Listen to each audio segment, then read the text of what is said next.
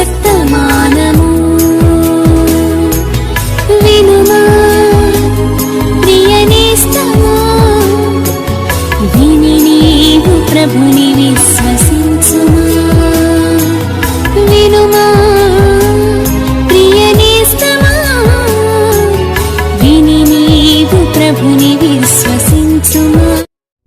Praise the lord. దేవునికి స్తోత్రం.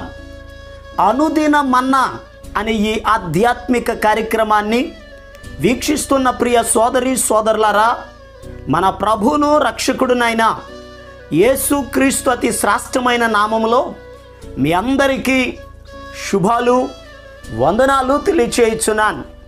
ఈ శ్రేష్టమైన సమయంలో దేవుని పరిశుద్ధ గ్రంథములో నుండి యాకోబు రాసిన పత్రిక 4వ అధ్యాయము 8వ వచనం, దేవుని యొద్దకు రండి అప్పుడాయన మీ యొద్దకు వచ్చును. ప్రభునందు ప్రియ దేవుని యొక్క బిడ్డలారా, చదవబడిన లేఖన భాగంలో దేవుని యొద్దకు రండి అప్పుడాయన మీ యొద్దకు వచ్చును అని రాయబడి ఉంది. నిజమే, ఈ భూలోకంలో ఉన్నటువంటి ప్రతి వ్యక్తి కూడా దేవుని దగ్గరకు రావాలి. మనము దేవుని దగ్గరకు వెళ్ళకముందే మన కొరకు ప్రభువే తన యొక్క సింహాసనాన్ని విడిచి, పరలోకాన్ని విడిచి, తన మహిమను విడిచి మన కొరకు ఆయనే దిగి వచ్చాడు. మనలను ప్రేమించి మన కొరకు ఆయన తన ప్రాణాన్నే పెట్టాడు. వాక్యం చెప్తుంది, దేవుడు లోకమును ఎంతో ప్రేమించెను అని వాక్యంలో రాయబడి ఉంది. ఆయన మన దగ్గరకు వచ్చాడు. వచ్చిన ప్రభు పిలుస్తున్నాడు, మీరు నా దగ్గరికి రండి అప్పుడు నేను మీ వద్దకు వస్తాను అని ప్రభు చెప్తున్నారు. నిజమే ప్రియ దేవుని బిడ్డలారా, దేవుని దగ్గరికి రావాలి. వచ్చేవారు ఏ రీతిగా రావాలి? పరిశుద్ధ గ్రంథంలో రాయబడి ఉంది. చూడండి, హెబ్రీయులకు రాసిన పత్రిక 11వ అధ్యాయము 6వ వచనాన్ని చదువుదాం. విశ్వాసము లేకుండా దేవునికి ఇష్టుడయ్యుండుట అసాధ్యము. దేవుని యొద్దకు వచ్చువాడు ఆయన ఉన్నాడనియు, తన్ను వెదకు వారికి ఫలము దయచేయువాడనియు నమ్మవలెను గదా.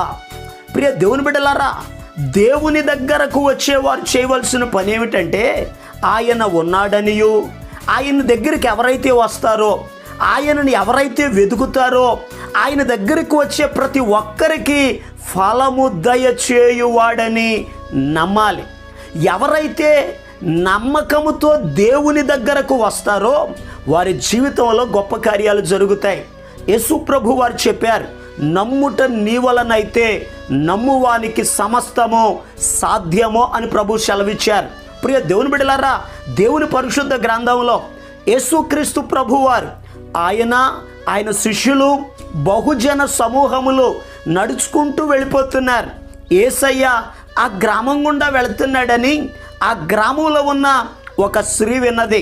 ఆమె ఎవరు అని అడిగితే 12 ఏండ్ల నుండి రక్తస్రావ రోగంతో బాధపడుతూ ఉంది. ఆ బాధపడుతున్న స్త్రీ అనేక మంది వైద్యుల దగ్గరికి వెళ్ళింది. చాలా తిప్పలు పడ్డది, అయినా ఆమె రోగం తగ్గలేదు. అయితే యేసును గూర్చి విన్నటువంటి ఆమె నమ్మింది. నేను యేసయ్య దగ్గరికి వెళితే, ఆయన వస్త్రపు చెంగును ముట్టుకుంటే నేను బాగుపడతాను. ఎంతమంది వైద్యుల దగ్గరికి వెళ్ళినా, ఎంత ధనాన్ని ఖర్చు పెట్టినా నా రోగం తగ్గడం లేదు, నేను బాగుపడడం లేదు. యేసయ్య దగ్గరకు వెళితే ఆయన నన్ను స్వస్థపరుస్తాడు అన్న ఆశతో యేసయ్య దగ్గరకు వచ్చింది. ఆ వచ్చినటువంటి ఆమె నమ్మి యేసయ్య దగ్గరకు వచ్చింది. ఆ వచ్చినటువంటి స్త్రీ యేసు ప్రభు వెనకాలే వచ్చి ఆయన వస్త్రపు చెంగును ముట్టుకుంది. వాక్యంలో రాయబడిన మాట, తక్షణమే ఆమె శుద్ధి అయినని వాక్యం చెప్తుంది. బాగుపడినటువంటి ఆమె అలాగే కూర్చుంది. యేసు ప్రభు వెళుతూ ఆగిపోయారు. నన్ను ఎవరు తాకారు అని అడిగారు. వెంటనే ఆ సమయంలో ఆ స్త్రీ లేచి నిలబడి చెప్పింది, అయ్యా, నీతో మాట్లాడకుండా నిన్ను ముట్టుకున్నాను, బాగుపడ్డానని తాను సాక్ష్యం ఇచ్చింది. యేసు ప్రభు చెప్పారు, కుమారి భయపడొద్దు, నీ విశ్వాసము నిన్ను స్వస్థపరిచాను అని ప్రభు చెప్పారు. ఈరోజు ఈ మాటలు వింటున్న ప్రియ దేవుని బిడ్డలారా, చాలా జాగ్రత్తగా గమనించండి. ఆ స్త్రీ ఎలాగైతే నమ్మికతో యేసయ్య దగ్గరికి వచ్చి బాగుపడిందో, ఈ రోజునాడు మన జీవితాల్లో కూడా ఆయన యందు నమ్మిక ఉంచి విశ్వాసముతో ఆయన సన్నిధిలోనికి వెళితే దేవుని సన్నిధిలో గొప్ప కార్యాలను మనం చూస్తాం. ఒకవేళ నీ జీవితంలో బలహీనంగా ఉన్నావేమో, సమస్యలతో ఉన్నావేమో, వేదన చెందుతున్నావేమో, నెమ్మది లేనటువంటి నీవు నమ్మి యేసయ్య దగ్గరికి రాగలిగితే నీ జీవితంలో గొప్ప కార్యాలు జరుగుతాయి.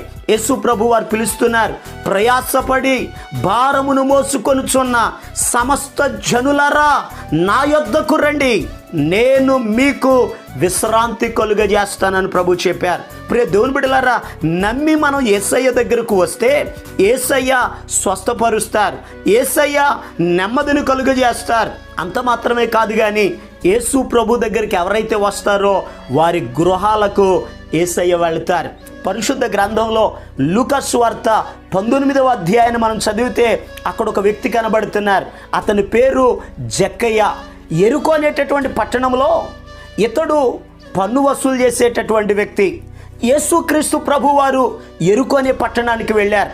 యేసయ్య ఆ పట్టణానికి వెళ్ళాడని తెలుసుకుని యేసు ఎవరో చూడాలని యేసయ్య దగ్గరకు వచ్చాడు.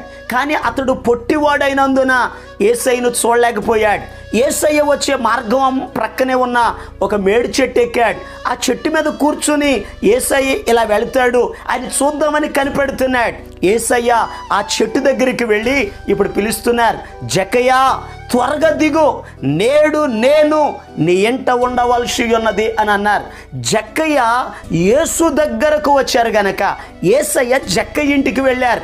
వెళ్ళిన యేసయ్య జక్కయ్య గృహములో ఉండి ఒక చక్కని అద్భుతమైన మాట చెప్పారు. లూకా సువార్త 19వ అధ్యాయం 9వ వచనాన్ని మనం చదివితే అక్కడ ఈ రీతిగా రాయబడి ఉంది, ఇతడును అబ్రహాము కుమారుడే, ఎందుకనగా ఈ ఇంటికి రక్షణ వచ్చి ఉన్నది అని సెలవిచ్చారు. ఈరోజు ఈ మాటలు వింటున్న ప్రియ దేవుని బిడ్డలారా, యేసయ్య ఏ గృహానికైతే వెళతారో ఆ గృహానికి రక్షణ కలిగిద్ది. ఈరోజు మీ గృహాలలో మీ కుటుంబం అంతా రక్షించబడ్డారా? ఇంకా రక్షించబడకపోతే యేసయ్య దగ్గరికి రండి, ప్రార్థన చేయండి, యేసయ్యను ఆహ్వానించండి. యేసయ్య ఏ గృహానికి వెళితే ఆ గృహానికి రక్షణ, ఆ గృహానికి భద్రత, ఆ గృహానికి ఆశీర్వాదం, ఆ గృహానికి నెమ్మది కలుగుతుంది. ఒకరోజు యేసయ్య మమ్రే గుడారము దగ్గరనున్న అబ్రహాము గారి ఇంటికి వెళ్ళారు. ఆ అబ్రహాము గారి ఇంటిలో ఉన్న కొరతను యేసయ్య తీర్చారు. యేసయ్య ఏ ఇంటికి వెళతారో ఆ ఇల్లు ఆశీర్వదించబడిద్ది, ఆ ఇల్లు రక్షించబడిద్ది, ఆ ఇంటి కొరతలు తీర్చబడతాయి. ఈ పునరుత్థాన దినమందు దేవుని మందిరానికి రండి, యేసయ్యను మీ గృహాలకు ఆహ్వానించండి. మీరు మీ కుటుంబము రక్షించబడి యేసయ్య ద్వారా సమృద్ధిని పొందుకొని మేలు పొందుకోనండి. ప్రభు ఈ మాటలను మన వినికిడిలో ఆశీర్వదించును గాక. ఆమేన్. ఈ శ్రేష్టమైన సమయంలో ప్రభు మిమ్ములను మీ కుటుంబమును ఆశీర్వదించున్నట్లు మీ కొరకు నేను ప్రార్థన చేస్తాను. తలలు వంచండి, కళ్ళు మూసుకోనండి, ప్రార్థనలు ఏకీభవించండి. మహాపరిశుద్ధుడును ప్రేమ కలిగిన మా పరమ తండ్రి, నీకు వందనాలయ్యా.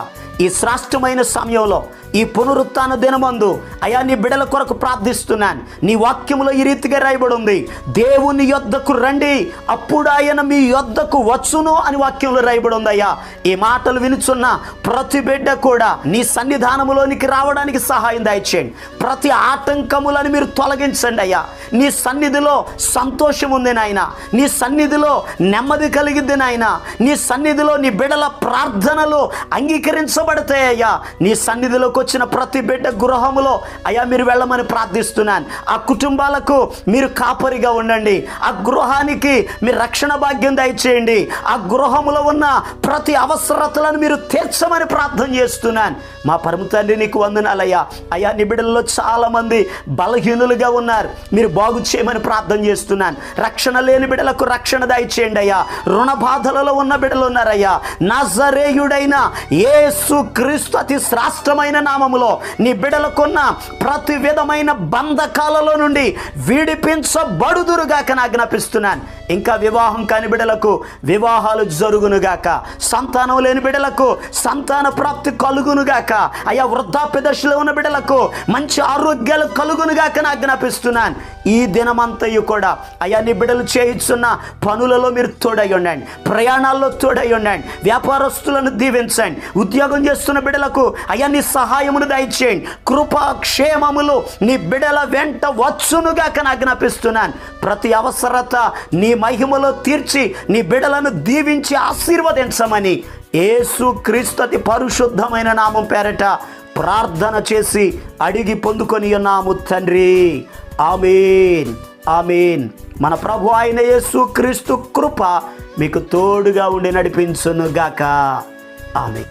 ఈరోజు పుట్టినరోజు మరియు పెళ్లి రోజు జరుపుకుంటున్న వారికి సీసలి మన్నా చర్చి తరపున మా కుటుంబ పక్షముగా మీకు శుభాలు తెలియపరుస్తున్నాం. May God bless you. దేవుడు మీకు తోడుగా ఉండి మిమ్మల్ని ఆశీర్వదించునుగాక. దయచేసి గమనించండి, మీ కొరకును మీ కుటుంబం కొరకును దేవుడు మిమ్మలను అభివృద్ధి పరచాలని నిత్యము మేము ప్రార్థన చేస్తున్నాం. ఏమైనా ప్రార్థన అవసరతలు ఉన్న ఎడల ఈ స్క్రీన్ మీద కనబడుతున్న నెంబర్కి ఫోన్ చేసి తెలియపరచండి.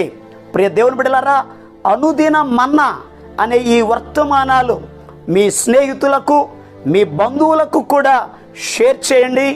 మన్నా చర్చ్ సీసలి అనే ఈ యూట్యూబ్ ఛానల్ను సబ్స్క్రైబ్ చేయండి. అందరికీ వందనాలు. ఆదరించి ఆశీర్వదించే మంచి దేవుడు ఇడుగోనండి. ఆదరించి ఆశీర్వదించే మంచి దేవుడు ఇడుగోనండి.